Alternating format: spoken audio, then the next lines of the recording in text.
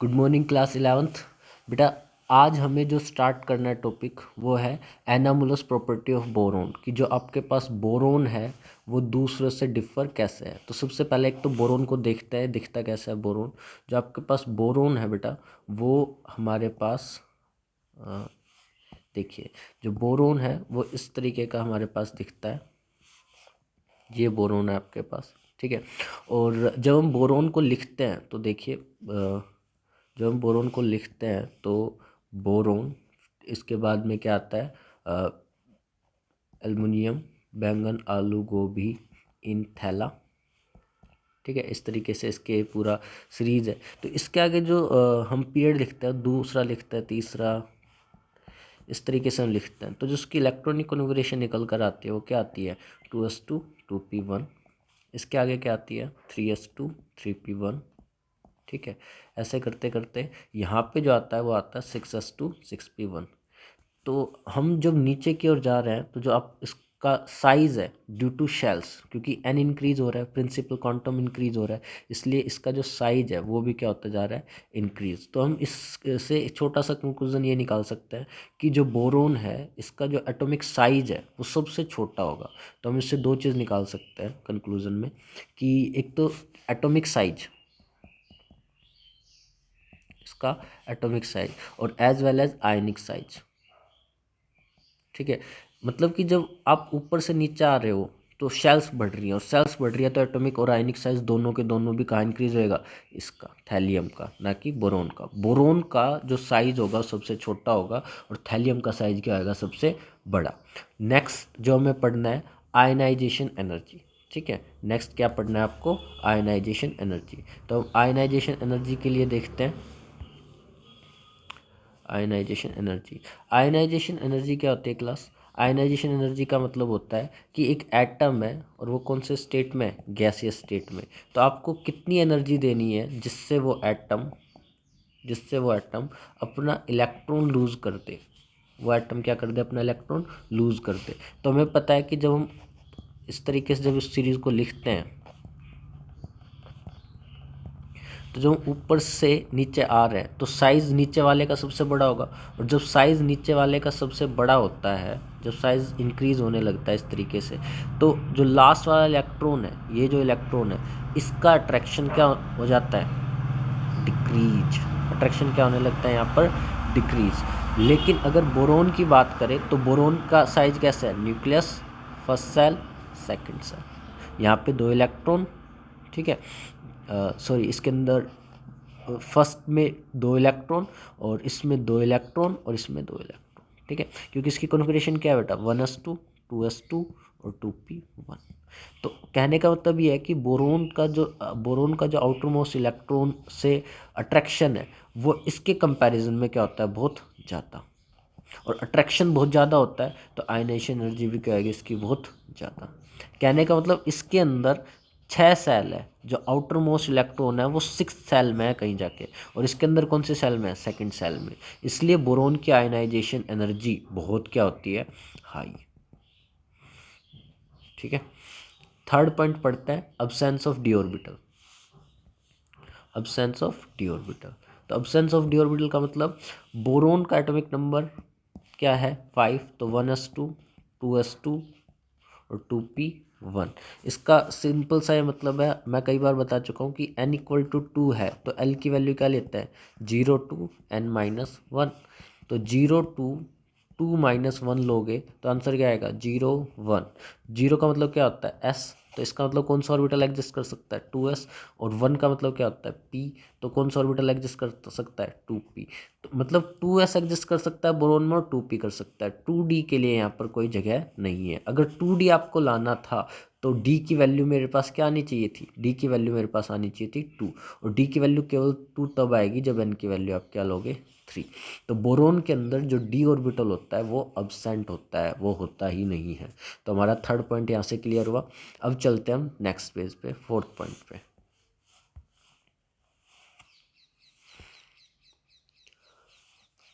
फिर ये कहता है फोर्थ पॉइंट कि बोरोन सबसे छोटा है, बोरोन के आपके पास सबसे छोटा, और बोरोन सबसे छोटा है, छोटा होने के साथ साथ क्या है उस वो सबसे हार्ड भी है।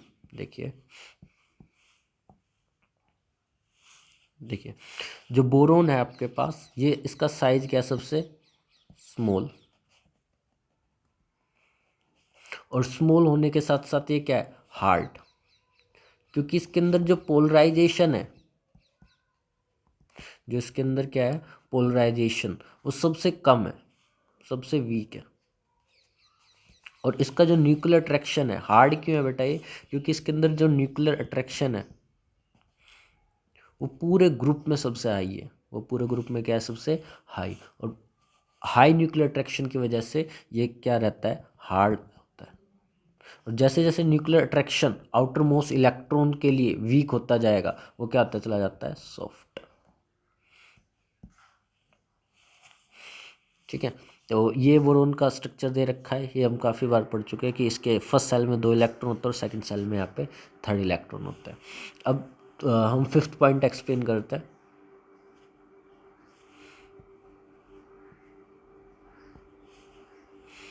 फिफ्थ पॉइंट क्या है आपके पास, फिफ्थ पॉइंट है कि बोरोन कोवलेंट बनाता है। बोरोन कैसे कंपाउंड बनाता है, कोवलेंट, जबकि इसके नीचे वाले जो भी है, जैसे कि ये सब क्या बनाता है, ये सब बनाता है आयनिक। इसका रीज़न मैं काफ़ी और बता चुका हूँ। आयनिक का मतलब है जो इलेक्ट्रॉन का एक्सचेंज करे, क्या तो इलेक्ट्रॉन ले या इलेक्ट्रॉन दे। तो ये सब इलेक्ट्रॉन ईजिली लूज कर पाते हैं। ठीक है, क्या कर पाएंगे, इलेक्ट्रॉन इजिली लूज। और क्यों कर पाएंगे इजिली लूज, क्योंकि जो इनका आउटर मोस्ट इलेक्ट्रॉन है, आउटर मोस्ट इलेक्ट्रॉन है वो न्यूक्लियस से,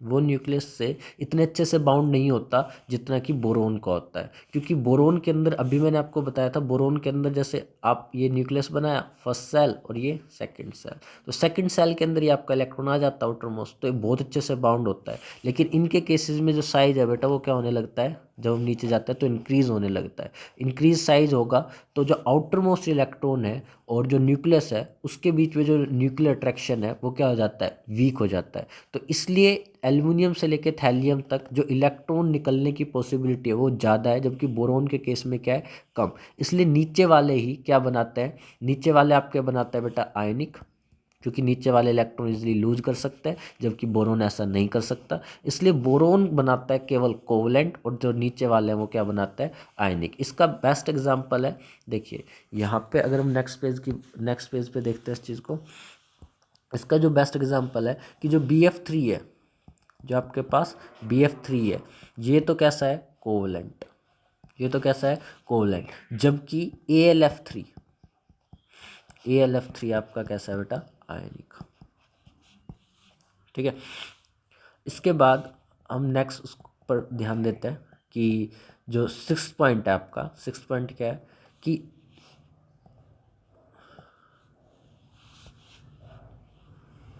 हाँ 6th पॉइंट है मेरे पास कि जो ऑक्साइड है या हाइड्रोक्साइड है, देखो ऑक्साइड क्या होता है, जिसमें ऑक्सीजन हो, जैसे B2O3, ऐसे एल्युमिनियम का ऑक्साइड Al2O3। और हाइड्रोक्साइड जिसके अंदर क्या हो, OH आयन। ठीक है, तो BOH3। और ऐसे ही एल्युमिनियम का हाइड्रोक्साइड क्या आएगा, AlOH3। ये BOH3 कैसे बना है, AlHO3 कैसे बना है, आप ये प्रीवियस वीडियो देखिए, वाटर के साथ जब रिएक्शन करता है तो इस टाइप की चीज़ें बनाता है ये। ठीक है, तो अब मैं क्या कह रहा हूँ कि जो BOH3 है, ये मैंने आपको कल भी समझाया था कि बोरोन के पास एक एम्प्टी ऑर्बिटल होता है। बोरोन के पास क्या होता है, एक एम्प्टी ऑर्बिटल। और उस एम्प्टी ऑर्बिटल के अंदर ये लोन पेयर एक्सेप्ट कर सकता है। ये लोन पेयर क्या कर सकता है, एक्सेप्ट। और जो भी चीज़ लोन पेयर को एक्सेप्ट कर सकती है उसको हम क्या कहते हैं, लेविस एसिड। और जो लोन पेयर डोनेट करती है, जो लोन पेयर मतलब कि जो लोन पेयर डोनर है, ये लोन पेयर एक्सेप्ट कर रहा है, इसलिए हम इसको क्या कह रहे हैं, लेविस एसिड। और अगर कोई लोन पेयर डोनर आ जाए, जैसे NH3 आ गया, तो ये लोन पेयर डोनेट कर रहा है। ठीक है, और लोन पेयर डोनर को हम क्या बोलते हैं, लेविस बेस। तो ये लोन पेयर एक्सेप्ट करता है, इसलिए इसको लेविस एसिड कहते हैं, इसलिए इसको लेविस एसिड कहते हैं। लेकिन लोन पेयर डोनर को क्या कहते हैं, ये आपके पास क्या है, लोन पेयर डोनर। तो इसको हम क्या कहेंगे, लेविस बेस। ये आपको अच्छे से क्लियर होना चाहिए। ठीक है, इसके बाद हम नेक्स्ट स्लाइड पे चलते हैं।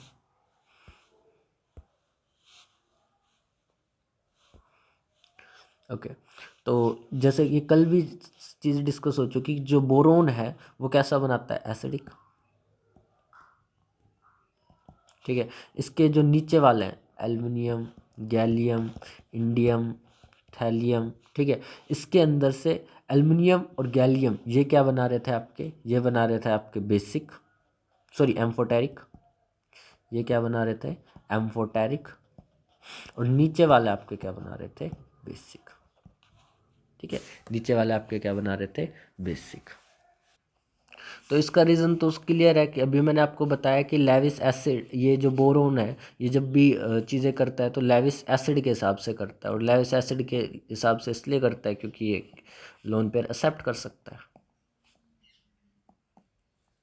ठीक है, ये एम्फोटेरिक क्यों है, एल्युमिनियम और गैलियम, क्योंकि ये एसिड के साथ भी रिएक्शन कर सकता है और साथ में किसके साथ रिएक्शन कर सकता है, बेस के साथ। और ये बेसिक क्यों है, क्योंकि ये जब भी हाइड्रोक्साइड बनाते हैं जैसे कि InOH थ्राइस, तो ये क्या कर सकता है, OH नेगेटिव को लूज़ करता है। OH नेगेटिव को जो भी लूज़ करेगा उसको हम क्या कहेंगे, बेस।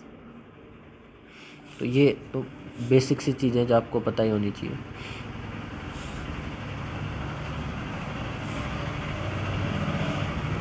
इसके बाद में बेटा जो सेवन्थ पॉइंट है, ट्राई हैलाइड। ट्राई हैलाइड का मतलब क्या, कि बोरोन लिया और उसके साथ आपने कोई भी हेलोजन लिया। ठीक है, ये मोनोमेरिक होते हैं नेचर में। मोनोमेरिक का मतलब क्या होता है, मोनोमेरिक का मतलब जो दूसरे किसी के साथ बॉन्ड ना बनाए, जो अपने आप में ही रहे। जैसे आपने एक एसिटिक एसिड सुना होगा, एसिटिक एसिड क्या होता है, CH3COOH। ठीक है, और एक एसिटिक एसिड और ले लेता हूँ मैं यहाँ पे ऐसे ही। ठीक है, तो इनके बीच में कौन सा बॉन्ड एग्जिस्ट करता था, इनके बीच में बॉन्ड एग्जिस्ट करता था हाइड्रोजन बॉन्ड। और हाइड्रोजन बॉन्ड जब बन जाता था, हाइड्रोजन बॉन्ड जब आपका बन जाता था, तो हम इस एसिटिक एसिड को हम क्या बोलते थे, हम इसको बोलते थे डाइमर। क्या बोलते थे हम इसको, डाइमर। लेकिन इसके केस में हमें ऐसा कुछ नहीं बनाना। क्यों नहीं बनाना, उसका रीज़न मैं आपको अभी समझाता हूँ, एक सेकेंड।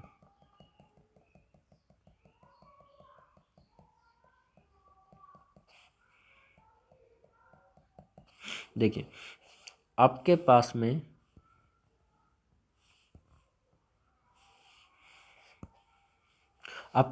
में जो बोरोन है, या BX3 कह लो या BCl3 कह लो, जो आपके पास ये BCl3 जो आपके पास में है, ये डाइमर इसलिए नहीं बनाता क्योंकि जो क्लोरीन है इसका साइज काफ़ी बड़ा हो जाता है।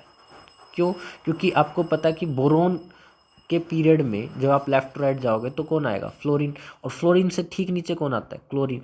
तो बोरोन तो है सेकंड पीरियड का मेंबर और क्लोरीन है थर्ड पीरियड का मेंबर। तो इनका जो साइज है उसमें काफ़ी डिफरेंस है।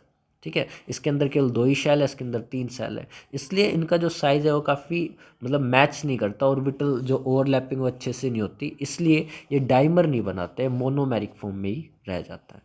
अब हम नेक्स्ट जो 8th पॉइंट है हमारा, उसको डिस्कशन करते हैं।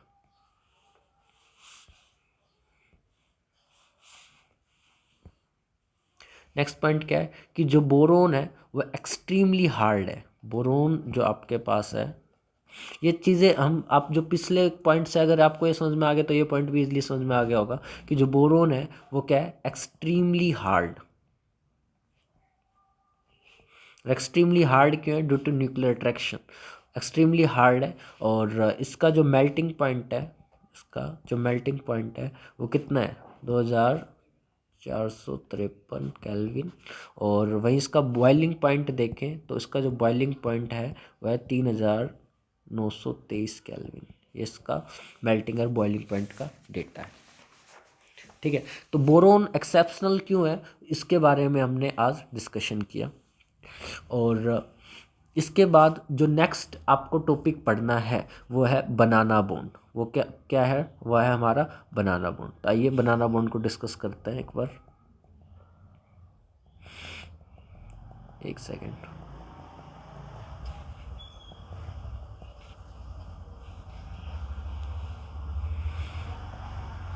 देखिए, बोरोन, अब दो एक चीज़ और सुनिए बेटा, कि जो मैंने अभी आपको बताया कि BX3 मतलब कि बोरोन के साथ जब हैलोजन होता है तब वो डाइमर नहीं बना सकता। इस बात पर भी ध्यान दीजिएगा कि बोरोन के साथ जब हैलोजन होता है, क्योंकि हैलोजन का साइज लार्ज होता है, हैलोजन का जो साइज है वो क्या है, काफ़ी बड़ा, इसलिए वो डाइमर नहीं बना सकता। लेकिन बोरोन के साथ जब हाइड्रोजन होगा या और बोरोन के साथ कोई ऐसा एलिमेंट होगा जो बोरोन के साइज का होगा या बोरोन से छोटा होगा, तो वो डाइमर बना सकता है, वो इस टाइप की चीज़ों को बनाएगा, वो आप देखेंगे। ठीक है, अभी मैं आपको समझाता हूँ कि बोरोन डाइमर हैलोजन के साथ डाइमर इसलिए नहीं बनाता क्योंकि हैलोजन का साइज बड़ा है, लेकिन हैलोजन से छोटा अगर कोई एलिमेंट आ रहा है बोरोन के साथ डाइमर बनाने तो इजीली बना सकता है। इस टाइप की चीज़ें मैं आपको बताऊंगा। देखिए देखिए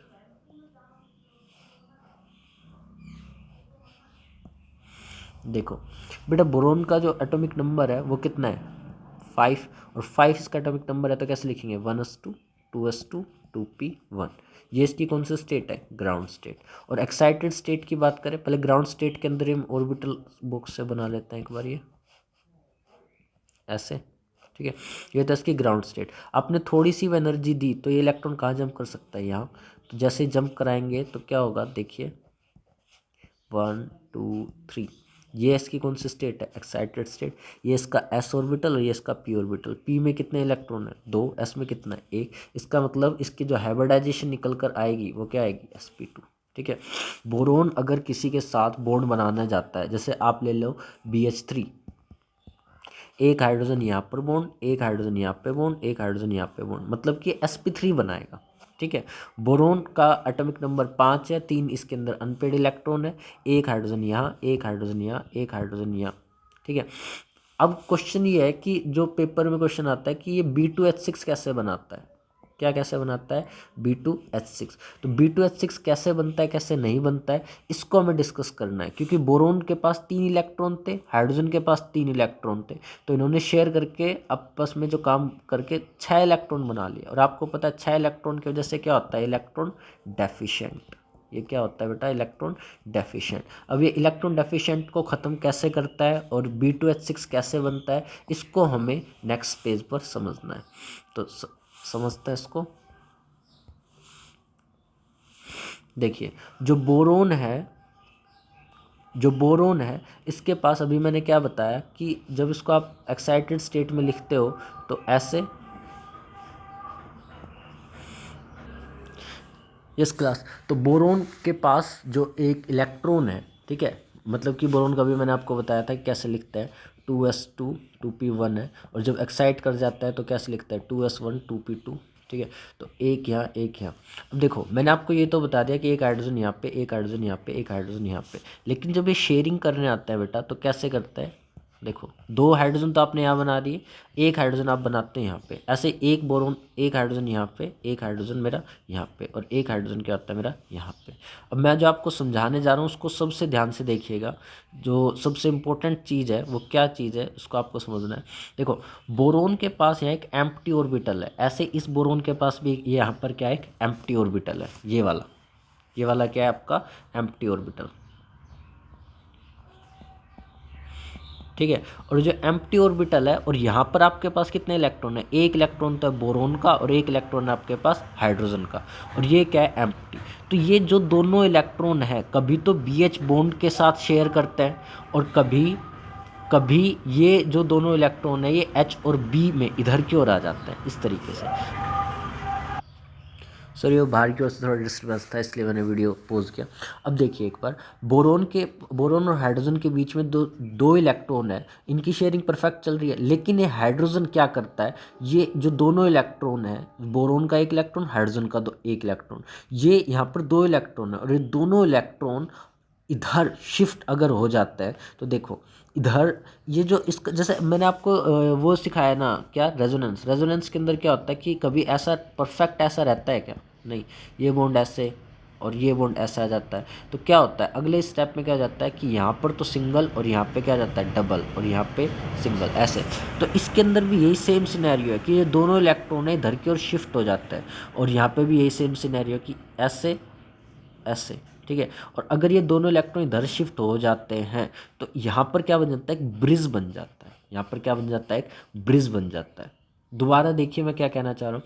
बोरोन का एटॉमिक नंबर 5, 2s2 2p1। आपने जो कॉन्फ़िगरेशन ऐसे लिखी थी, उसके बाद में एक्साइटेड स्टेट में ऐसे लिखी। bs3 जो नॉर्मल था, इधर भी bs3 क्या था, नॉर्मल था।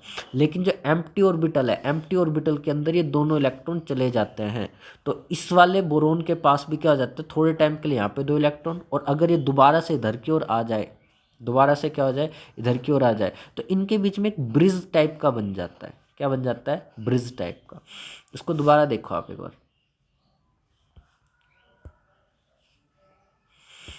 देखो, बोरोन 1s2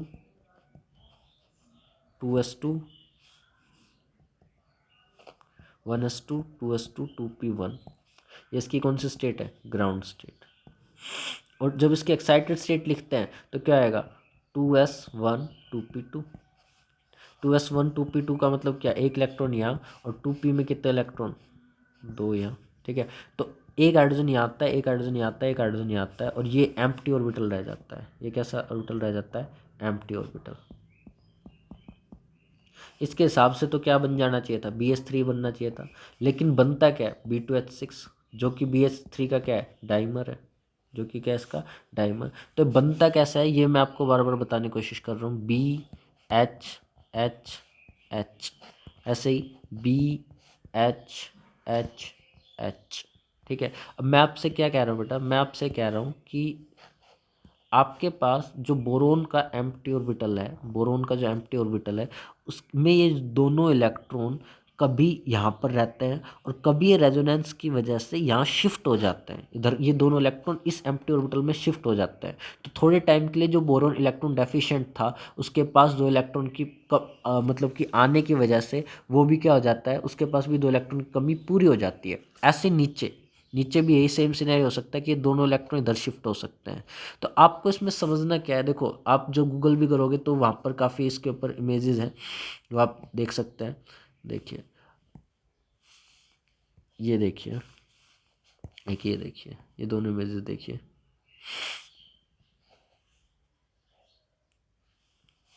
एक सेकंड, इसको नेक्स्ट पेज पे देखते हैं।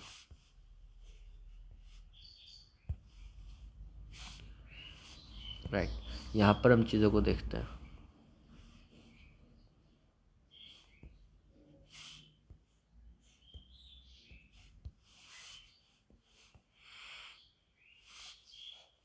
तो सबसे पहले आप ये वाली इमेज देखिए।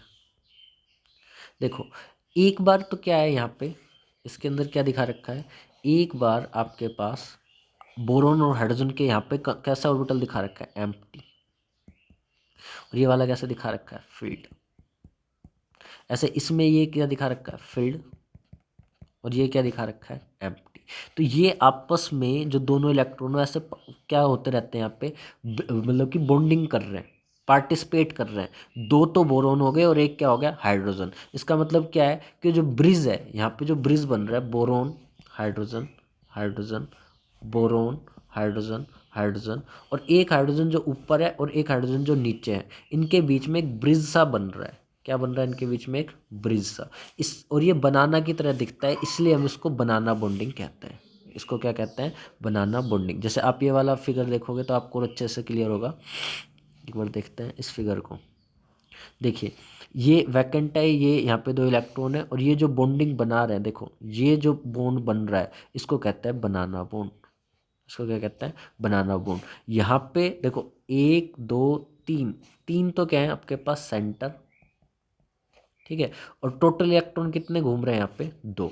उनमें से एक तो बोरोन का इलेक्ट्रॉन है, और एक किसका इलेक्ट्रॉन है बेटा, हाइड्रोजन का इलेक्ट्रॉन है। ठीक है, तो ये थोड़ा सा अलग बॉन्ड है, इसलिए इसको बनाना बॉन्ड कहते हैं। कौन सा बॉन्ड कहते हैं इसको, बनाना बॉन्ड। इसमें तो कोई दिक्कत नहीं है, ये जो जैसे ये एक इलेक्ट्रॉन हाइड्रोजन का होगा, एक इलेक्ट्रॉन बोरोन का होगा, एक इलेक्ट्रॉन हाइड्रोजन का, एक इलेक्ट्रॉन बोरोन का। ठीक है, ये जो सारी चीज़ें बता रखी है, देखो आप इसको ऐसे समझ सकते हो। यहाँ पर भी एक हाइड्रोजन है, एक क्या है, बोरोन का इलेक्ट्रॉन है। एक बोरोन का इलेक्ट्रॉन, एक हाइड्रोजन का इलेक्ट्रॉन, ये आपस में क्या करता है, बॉन्डिंग बनाता है। इसी को बनाना बॉन्ड कहते हैं। ये सारी जगह आप गूगल करके देखो या कैसे भी देखो, बुक में भी देखो, हर जगह यही चीज़ें आपको शो कर रखी होगी। इसको बनाना बॉन्ड कहते हैं। और इसी चीज़ को मतलब कि एक्सरे डिफ्रैक्शन से पहली बार स्टडी किया गया था, और B2H6 का स्ट्रक्चर इसी बनाना बॉन्ड की वजह से पॉसिबल हो पाया था। तो आपको केवल इतना पढ़ना है। Thank you.